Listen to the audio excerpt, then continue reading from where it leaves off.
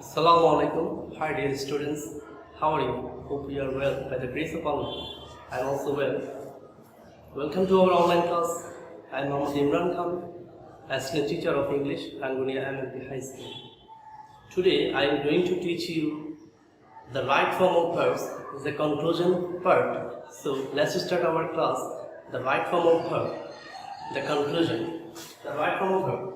In our previous class, we have discussed a lot of rules based on right form of verb only in simple sentences, or the right form of verbs which used in only simple sentences.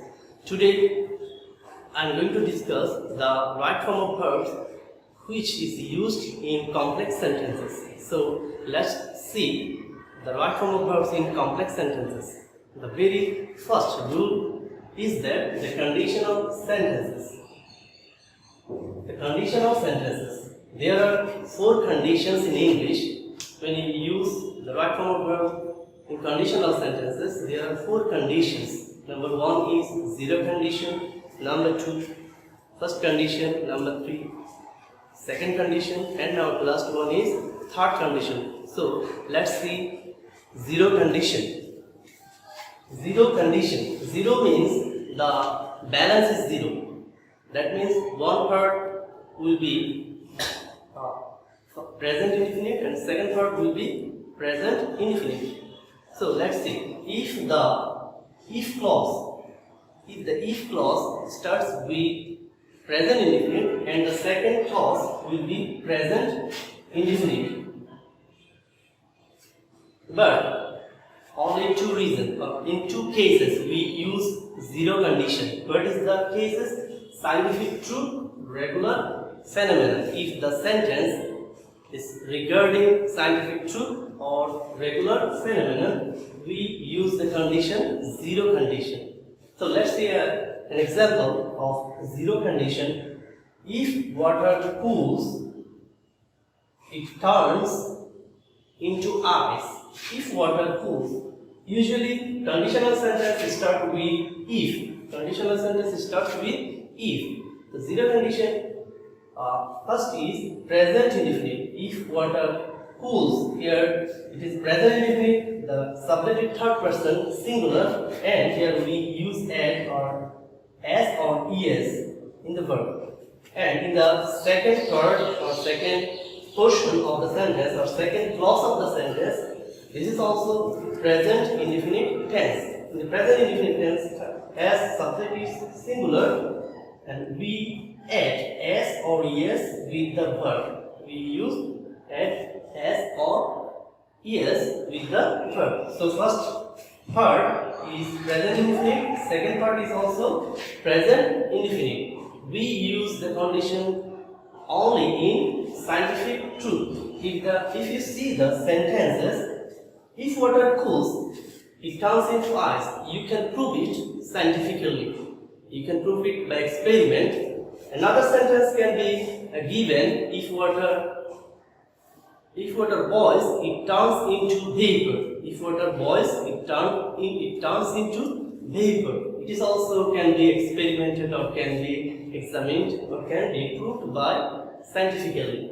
Another example from regular phenomenon is also belong to zero condition. What is the zero condition of regular phenomenon? If the bell rings, when there is no exactly pronouns of time, exactly time is actually given here, we call it or we take it as a regular phenomenon, the regular phenomenon or present indefinite tense.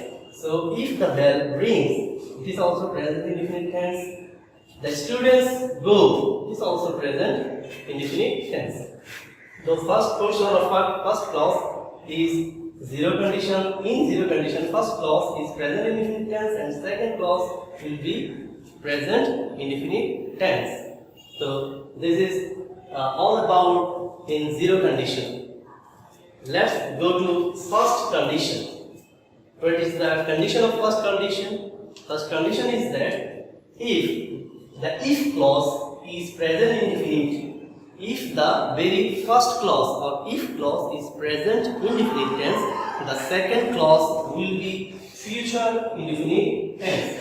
If clause is present indefinite tense, the second clause will be future indefinite tense. So let's see an example from first conditional sentence. If you come, this is a present indefinite tense. In the second part or second clause, I will go there is the future indefinite tense. So what we come to a decision that if the if clause is present indefinite tense, the second clause will be future indefinite tense. In condition, only in conditional sentence if we use first part is present indefinite, second part will be future indefinite. Maybe if clause comes in the last part of the sentence or the very first part of the sentence, but you have to focus on the if condition. Okay, maybe in this way, I will go there if you come. In this way we can write actually. So the conditional sentence, the first condition, if maybe come with the second portion or come in the very first portion of the sentence. In our next condition, the second condition. So in the second condition, if the if clause is past indefinite tense, the if clause is past indefinite tense, the second clause will be future in past indefinite tense. Future in past indefinite tense. So what is the basic structure of future in past indefinite tense? Let's see. Subject plus would or should plus verb in base form. So let's see an example. If you came, subject plus verb is past indefinite tense. Came. The second condition or the second clause will be future in past. That means subject plus would or should plus verb in base form. If you came, I would go there. Another example is here. If you told me, the if condition is past indefinite tense and the second clause will be past in future. I would help you. After would or after model auxiliary verb, we use the base form of the verb. In the second condition, after the second condition, there comes third condition. In the very last condition of conditional sentence, in the very third condition, the structure is that if the if clause is past perfect tense, the second clause will be future in past perfect. So what is the basic structure of future in past perfect? Let's see. Subject plus would have or could have plus verb in past participle form. We usually use after have verb, after to have verb in PP form or past participle form. So let's see an example from third condition. If you had informed, that means the if clause is past perfect tense. If the if clause is past perfect tense, the second clause will be subject plus would have, I would have gone there. Plus verb in past participle tense. So if you had informed me, I would have gone there. So that is all about the conditional sentence. We use conditional sentence to give some argument or to give some condition in regarding to clause. Usually conditional sentences have or has two clauses. That it is very dependent on first clause, second clause. In our next topic is that in our next rule, using complex sentences before and after. The conditions of the sentences usually comes in right form of verbs or using right form of verbs before and after. So there are two clauses when before and after used in the middle of the sentences. The if before means বাংলায় যাকে বলে আগে, after অর্থ পরে। আপনারা একটু ভালো করে খেয়াল করেন, বিফোর অর্থ আগে, আফটার অর্থ পরে। এই বাংলা অর্থটা খেয়াল করলে খুব ইজি হয়ে যাবে। বিফোরের আগে কোন টেন্স বসাবো, আফটারের পরে কোন টেন্স বসাবো। বিফোর অর্থ আগে, তারপরে বলা হয়েছে যেটা অর্থ যেটা ওইটার সাথে পারফেক্ট টেন্সে যাবে। বিফোর অর্থ আগে, আগে পারফেক্ট টেন্স। আফটার অর্থ পরে, পরে পারফেক্ট টেন্স। একটা পারফেক্ট হলে পরবর্তীটা ইনডিফিনিট, একটা পারফেক্ট হলে আরেকটা indefinite. One is perfect, another is indefinite, and one is indefinite, another is perfect. So let's see. In before, the first clause would be past perfect, the second clause would be past indefinite. Let's see an example.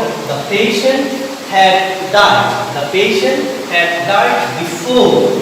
We use before had died. That means past perfect, past perfect.